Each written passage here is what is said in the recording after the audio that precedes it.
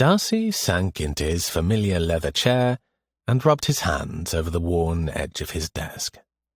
It was real, down to the scent of beeswax and old books he remembered from childhood, when this had been his father's study. He was back at Pemberley, after those painful months in France. The room was unchanged, as if no time at all had passed. As if he had not gone through a harrowing, terrifying experience and barely made it back alive. As if he had not, only 3 days ago, miraculously transformed from a man into a father. As if he had not nearly lost his daughter.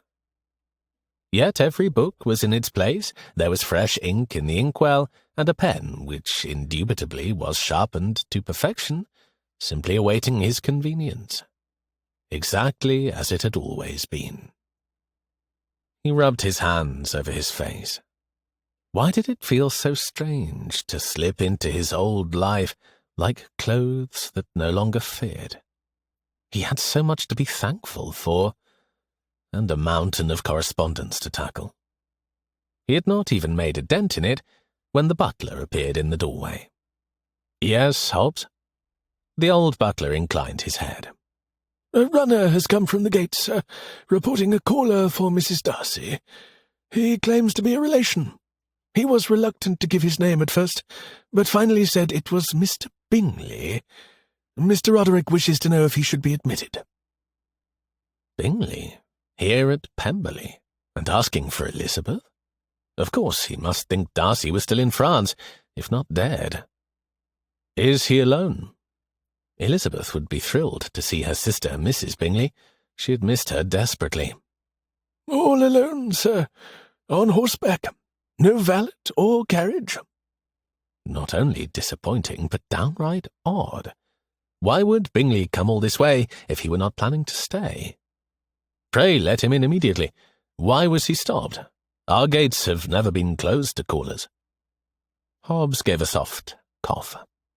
"I'm sorry to report there has been some fey trickery in your absence, sir.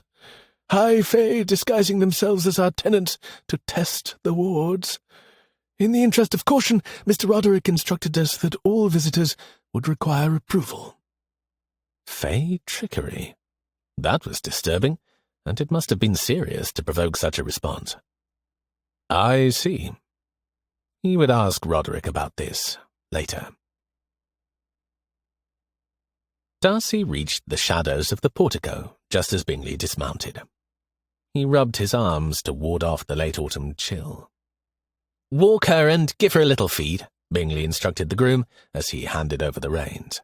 "Do not unsaddle her, though, for I must leave in an hour." "So soon?" Darcy asked, startled. Bingley jumped and paled as if he had seen a ghost. Then, with a broad, stunned smile, he bounded up the stairs. "Darcy!" he cried, shaking his hand vigorously. "Is that truly you? Not in France and still alive? I never thought to see you again." "I just arrived a few days ago." Could it possibly have been so little time when so very much had happened?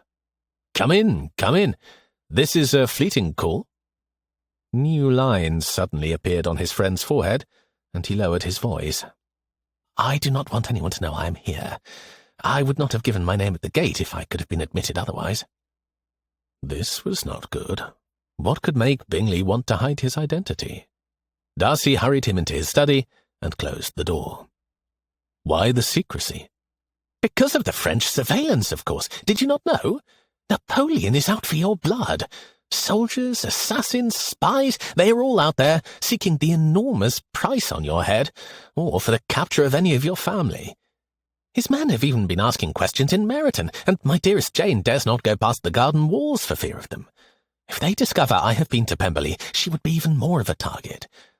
But Jane is desperate for news of her sister, so I publicly planned this trip to my family in Scarborough. I sneaked off from the coaching inn to come here." "Good God, I had no idea,"